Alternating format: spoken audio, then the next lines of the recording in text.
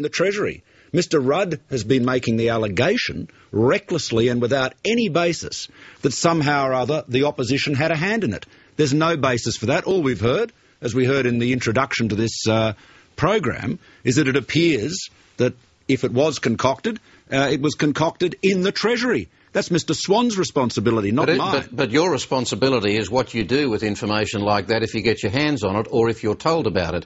Is it true that at any stage over the last couple of weeks before Friday you have briefed journalists in the gallery or elsewhere or any newspaper editor that you had some documentation which would prove that Mr Rudd was compromised over this issue?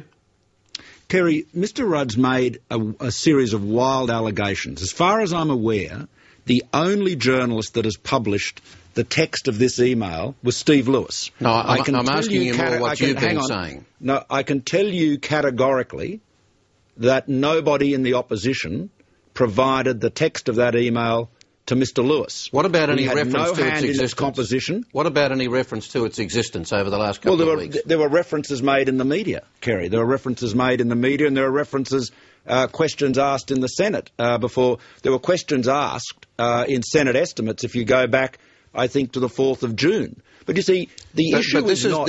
What I'm asking you specifically, Mr Turnbull, is about whether you were briefing anybody claiming that you had cited or that you had or you were aware of the existence of documentation, in particular this email, allegedly to have come from the Prime Minister's office to Mr Gretsch. Anything in relation to documentation which you said was a smoking gun against Mr Rudd? Kerry, I have never spoken about a smoking gun. I mean, this is a fantasy of the Prime Minister's. You put your finger on it a little while ago when you pointed out that Mr Gretsch gave evidence in the Senate on Friday. After he gave that evidence and said he believed he'd received a short email from the Prime Minister's office about this, that clearly contradicted what the Prime Minister had said, I said that unless the Prime Minister could justify the position he'd taken in Parliament, justify the contradiction with Mr Gretsch, then he should resign. But I have never accused him of corruption. I've never used that word. You've accused him of lying, and you've accused him of being part of a process of helping a mate, which essentially you're arguing is improper. When is it true, as Mr... Well, let me put this to you.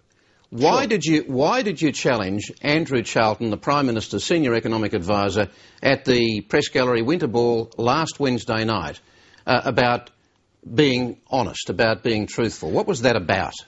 Well, Kerry, we had a private conversation. He's published a file note of it, which is neither entirely accurate or certainly it is not complete.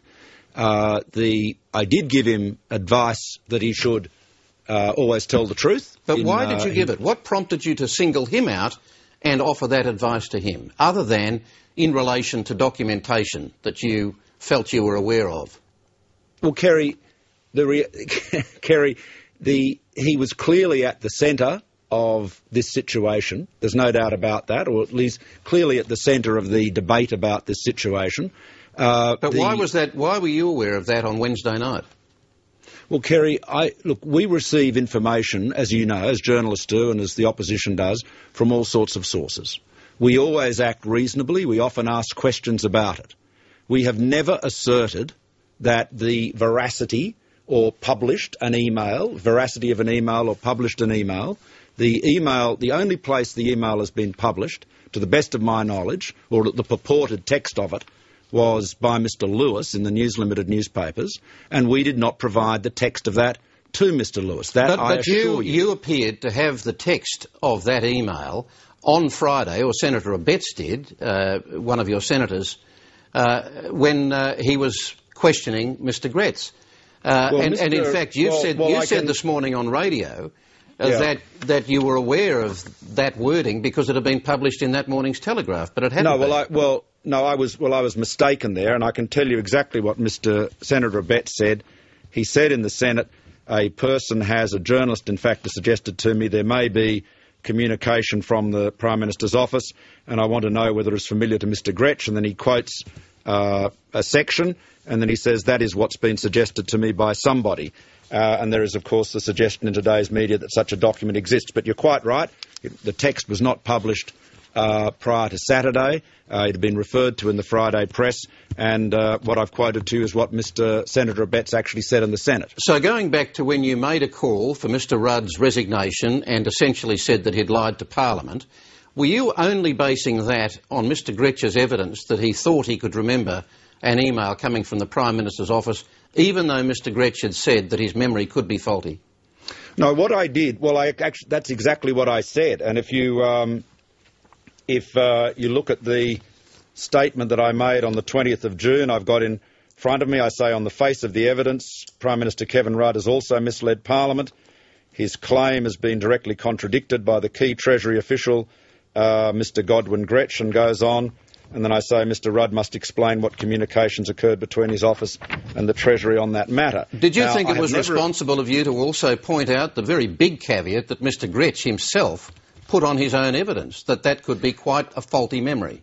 Well, it was very curious evidence. I think you'd have to say that. Initially he sounded quite adamant about it, and then he seemed to be qualifying it. Mr Gretsch was clearly under enormous pressure from a senior Treasury official who appeared to be certainly was trying to stop him answering questions, and the Labor senators was trying to stop him answering questions. So the impression was created, deliberately or not, intentionally or not, that the government did not want Mr Gretsch to answer questions about this matter, and that's obviously calculated to arouse suspicions on the part of the opposition and everybody else, as it undoubtedly did. Given what we now know, Mr Turnbull, is it possible that the senior Treasury official was endeavouring to protect Mr Gretsch from himself on Friday? Is it possible? Well, I really can't speculate on that, but I just get back to this fundamental fact. I cannot be held responsible for an email that was concocted, if it was concocted, by somebody else. If the email was concocted in the Treasury, then Mr Swan should be answering for it. The Treasury officials work for him, not for me. And there is no basis whatsoever for Mr Rudd to claim, as he has just done on your program, that this is a Turnbull email forgery affair, or actually saying they, meaning the opposition, have made it up. There's absolutely no basis for that. In fact, the only material that's out in the public domain that seems that the government's sort of avidly leaking bits and pieces from the AFP investigation indicates, as I think Mr Brissenden said at the outset, that the email was concocted or created in the Treasury. So it was in the government. Now, why is the opposition responsible for something that was fabricated in the Treasury? The person who should be apologising for this is Wayne Swan, not me. OK, you have now been very keen, since Saturday really, to swing pretty much the full focus of what you're on about against Mr Swan. You obviously regard him as the weak link in all of this.